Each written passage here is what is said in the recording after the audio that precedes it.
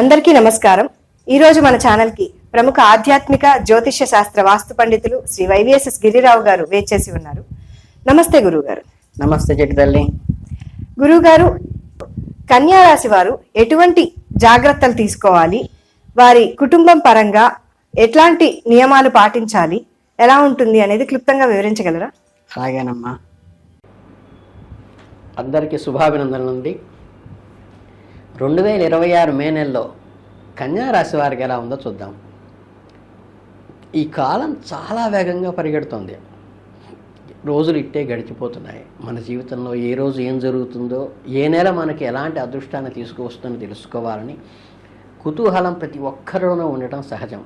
ఈరోజు మనం అద్భుతమైన, ఎంతో ఆసక్తికరమైన, ఎప్పుడూ పర్ఫెక్షన్ కోసమే తప్పించే ఒక అద్భుతమైన రాశి గురించి మాట్లాడుకుందాం. అదేనండి మన కన్యారాశి వారు.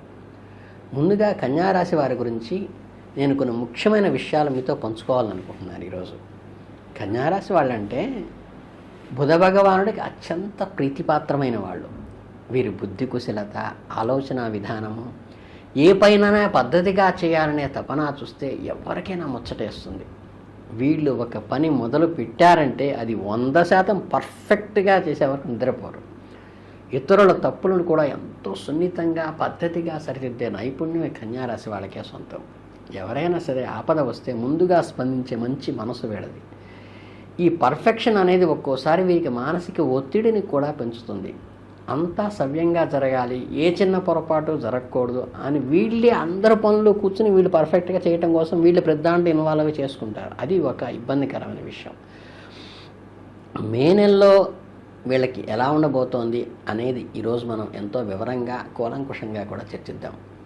కాలపురుషుడు మీకు ఈ నెలలో ఎటువంటి ఫలితాలను ప్రసాదించబోతున్నాడు అనే విషయాన్ని ఆసక్తికరంగా విశ్లేషించుకుంటే ఈ నెల ప్రారంభంలో కాస్త భిన్నమైన అనుభవాలను చూపించబోతోంది. ఏంటి గిరిరావు గారు మొదట్లోనే ఇలా చెబుతున్నారని భయపడపాకండి. ఉన్నది ఉన్నట్లు చెప్పటమే ఒక నైజం. మే నెలలో మీకు ప్రారంభం నుంచి అన్ని రంగాలందు నిరుత్సాహమే గోచరించును అని జ్యోతిష్ శాస్త్రం స్పష్టంగా చెబుతోంది. అంటే మీరు వృత్తి వ్యాపారాల్లో ఉన్నా, ఉద్యోగంలో ఉన్నా, లేదా స్వంత పనులు చేసుకుంటున్న వారైనా సరే, మొదట్లో మీరు అనుకున్నంత వేగంగా పనులు జరగకపోవటం వల్ల ఏంటిది, నా టైం బాగాలేదా, ఎంత కష్టపడ్డా ఫలితం శూన్యంగా ఉంటుంది ఏంటి అనే ఒక రకమైన డల్నెస్ని కలిగించేటువంటి ఇది ఈ నెలలో కలగబోతోంది. ఈ డిసప్పాయింట్మెంట్ ఎందువల్ల వస్తుందంటే మీ పర్ఫెక్షన్ కోసం మీరు తాపత్రయపడటం వల్ల, దానికోసం మీరు నిబద్ధతగా ఉండటం వల్ల కూడా ఇది కొంచెం మీకు ఇబ్బంది పెడుతుంది. మీ బుద్ధి బలాన్ని ఉపయోగించి ఆ నిరుత్సాహాన్ని తరిమికొట్టడానికి ప్రయత్నించండి. పని అవ్వట్లేదు అంటే అది మీ తప్పు కాదు, కాలం కాస్త నెమ్మదిగా సాగుతోందంతే. ఇక ఆర్థిక విషయానికి వస్తే ఈ నెలలో మీకు సామాన్య ధనలాభాలు కలుగుతాయని సూచిస్తోంది. అంటే మీరు ఆశించిన స్థాయిలో లక్షల లాభాలు వచ్చి పడిపోకుండా మీకు కావలసిన అడక్వేట్గా కావలసినంత ధనం మాత్రం మీకు చేతికి అందుతుంది. మీ శ్రమకి తగినట్టుగా ఒక మోస్తరుగా లేదా సామాన్య ధనలాభం ఖచ్చితంగా కలుగుతుంది. కాబట్టి డబ్బు విషయంలో పెద్దగా టెన్షన్ పడాల్సిన అవసరం లేదు. వచ్చిన ఆ సామాన్య ధనాన్ని జాగ్రత్తగా కాపాడుకోవటం మాత్రం మీ చేతుల్లో ఉంది. అంటే నిరుత్సాహం అనేది కేవలం నాణానికి ఒకవైపు మాత్రమే. నాణానికి రెండో ఒక అద్భుతమైన పాజిటివ్ ఎనర్జీ మీకోసం ఎదురు చూస్తుంది. మే నెల మధ్య భాగానికి వచ్చేసరికి పరిస్థితులు పూర్తిగా చక్కబడతాయి. ఈ నెలలో ఒక అద్భుతమైన మనోల్లాసము, కీర్తి, వృద్ధి, అలాగే మీ చేపనులందు వృద్ధి ఖచ్చితంగా, అంటే గ్రోత్ కనిపిస్తుంటుంది. అలాగే ఎంతో అద్భుతమైన మార్పులు ఈ నిరుత్సాహాన్ని మర్చిపోయే విధంగా మీరు గ్రోతు, మీ ప్రయాణాలు రాను రాను మనోల్లాసం వైపు అడుగులు వేస్తుంది. మీరు చేసే ఏ పనైనా సరే అందులో మీ నైపుణ్యాన్ని చూసి చుట్టుపక్కల వారు కూడా ఆశ్చర్యపోయే విధంగా, ఆఫీస్లో అయితే మీ బాసుల నుంచి మంచి ప్రశంసలు అందుతాయి. దీనివల్ల మీ సమాజంలో కీర్తి ప్రతిష్టలు పెరుగుతాయి. ఏ ప్రాజెక్ట్ అయితే తీసుకుంటారో అందులో వృద్ధి కనిపిస్తుంది. ఇంతకాలం మీరు పడ్డ కష్టానికి ఒక గుర్తింపు, ఐడెంటిటీ వస్తుంది. మీ మనసు ఆనందంతో ఉప్పొంగిపోతుంది. దీనికి తోడు మీ గృహంలో కానీ, మీ వృత్తిలో కానీ మీకు ఎంతో ఉత్సాహాన్నిచ్చే సంతోషకర వార్తలు వింటారు. ఈ సంతోష వార్త అనేది బహుశా మీ పిల్లలు చదువుల గురించి కాకపోవచ్చు, కుటుంబంలో ఒక మంచి శుభకార్యం గురించి కావచ్చు, లేదా ఎప్పటి నుంచో ఎదురు చూస్తున్న ఒక ఆర్థిక లావాదేవీలు కానీ మీకు అనుకూలంగా మారటం గురించి అయినా కావచ్చు. మొత్తానికి ఆ వార్త వినగానే మీలో ఉన్న టెన్షన్ మొత్తం రిలీఫ్ అయిపోతుంది. జీవితం మీద ఒక కొత్త ఆశ చిగురిస్తుంది. కాలచక్రం ఎప్పుడూ ఒకేలా ఉండదు. నెల ప్రారంభంలో కాస్త నిరుత్సాహంగా, నెల మధ్యలో అద్భుతమైన మనోల్లాసము, సంతోష వార్తలను చూసిన మీరు నెలాఖరికి వచ్చేసరికి మళ్ళీ కొన్ని చిన్న చిన్న కుదుపులకు లోనయ్యే అవకాశం ఉంటుంది. ఈ మే నెలలో మొత్తం మీకు కొంచెం బాధలు కనిపించినప్పటికీ కూడా ఆ బాధలు శారీరకమైనవి కానీ మానసికమైనవి కానీ కావచ్చు. శ్రమ పడటం వల్ల వచ్చే అలసట, కుటుంబ సభ్యులతో చిన్నపాటి వాదోపవాదాల ద్వారా మీ మనసును కాస్త గాయపరిచే అవకాశాలు ఉన్నాయి. దీనివల్ల మీరు ఏ పని మీద కూడా సరైన ఇంట్రెస్ట్ రాక గొప్పగా చెప్పుకోదగిన పనులు ఈ సమయంలో చేయలేకపోతున్నామన్న భావన స్ఫురిస్తుంది. అంటే రొటీన్గా చేసుకుపోయే పనులు మాత్రమే చెప్తారు తప్ప ఏదో కొత్త రిస్క్ తీసుకోవటము, కొత్త ప్రాజెక్టులు గొప్పగా ప్లాన్ చేయటం కానీ నెలాఖరులో జరిగే అవకాశం లేదు. ఒక రకమైన స్తబ్దత మీలో కనిపిస్తుంది. నేను మీకు ఒక భరోసా మాత్రం ఇస్తున్నాను. అదేంటంటే ఈ నెలాఖరులో కూడా మీకు కొద్దిపాటి లాభాలు అయితే ఖచ్చితంగా కలుగుతాయి. ఆ లాభాలు చూసుకుని మీరు సంతోషపడతారు. చివరికి ఈ నెల అంతా ముగిసేసరికి మీ మనసులో ఒక రకమైన ఆనందం మిగులుతుంది. ఎన్నో కష్ట సుఖాలు ఎదురైనా మే నెలలో మీకు ఒక మంచి అనుభవాన్ని, ముగింపులో ఒక ప్రశాంతమైన ఆనందాన్ని కూడా కలిగిస్తుంది.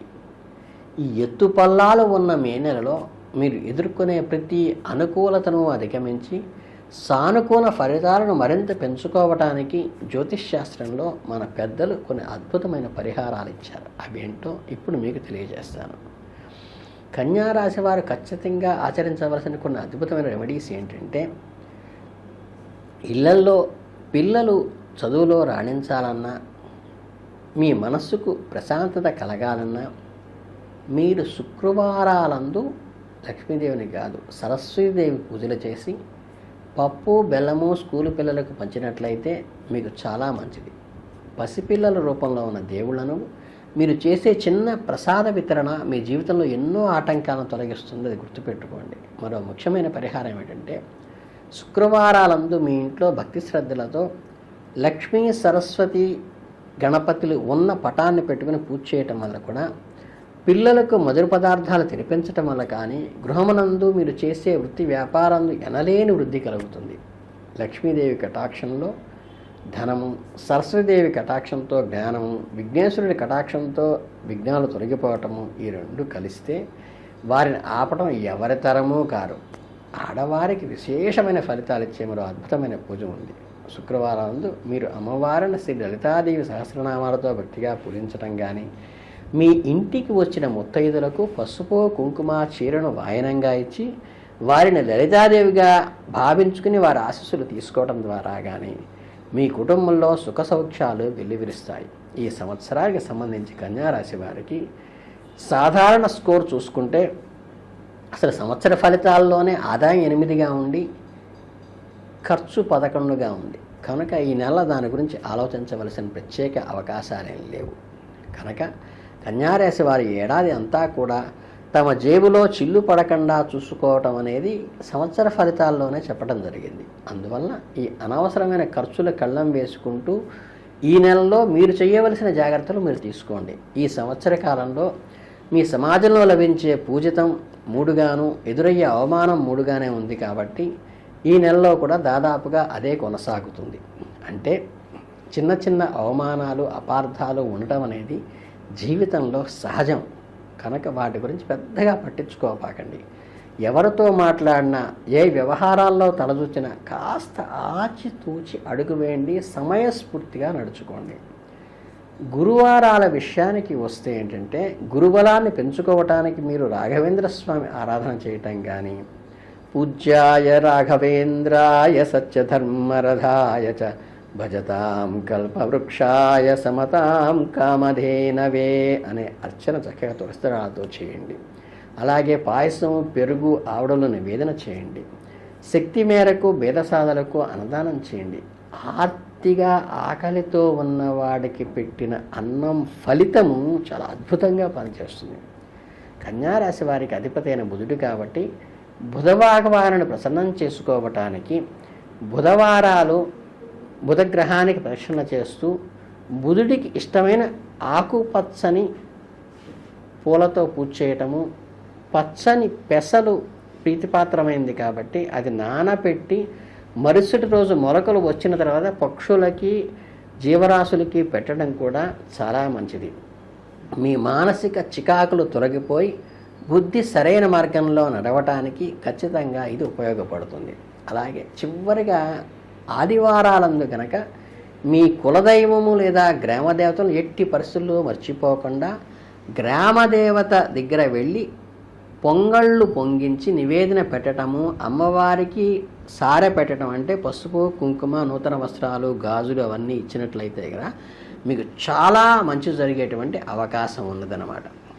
నా ప్రియమైన కన్యారాశి సోదరీ సోదరులారా, ఈ 2026 మే నెలలో మీకు ఎలా ఉండబోతుందంటే చిన్న చిన్న జాగ్రత్తలు నేను చెప్పి చక్కగా చేసుకుంటే ఏ దైవ కార్యాలు చేయాలో చక్కగా ఈ గిరిరావు గారు చెప్పింది మీరు ఫాలో కండి. కష్టాలు శాశ్వతం కాదు, అలాగే లాభాలు కూడా శాశ్వతం కాదు. మన ధర్మం చేస్తూ దైవాన్ని నమ్ముకుని ఎవరికి హాని తలపెట్టకుండా పర్ఫెక్ట్గా మనం ఉన్నప్పుడు మనకి భగవద్ అనుగ్రహం చాలా పూరాగా కలుగుతుంది. ఈ మే నెలలో మీ అందరి జీవితాల్లో అపారమైన మనోల్లాసాన్ని కీర్తిపరిశ్రమలో తీసుకురావాలని ఆ దేవుణ్ణి మనసారా ప్రార్థిస్తూ ఎల్లప్పుడూ సానుకూల దృక్పథంతో ఉండండి. చిరునవ్వుతో కష్టాలను జయించండి. మళ్ళీ వచ్చే నెల రాశిఫలాలతో మీ గిరిరావు గారు మీ ముందుంటారు. అంతవరకు సెలవు. సర్వే జనా సుఖినో భవంతు. శుభం భూయాత్. ధన్యవాదాలు గురువు గారు, చాలా చక్కగా వివరించారు. ప్రతి ఒక్కరికి అర్థమయ్యే భాషలో చాలా క్లుప్తంగా వివరించారు. మీరు చెప్పిన పరిహారాలన్నీ పాటించి మన ప్రేక్షకులు కూడా తగిన జాగ్రత్తలు తీసుకొని చక్కగా ఉండాలని కోరుకుంటున్నాను. ధన్యవాదాలు.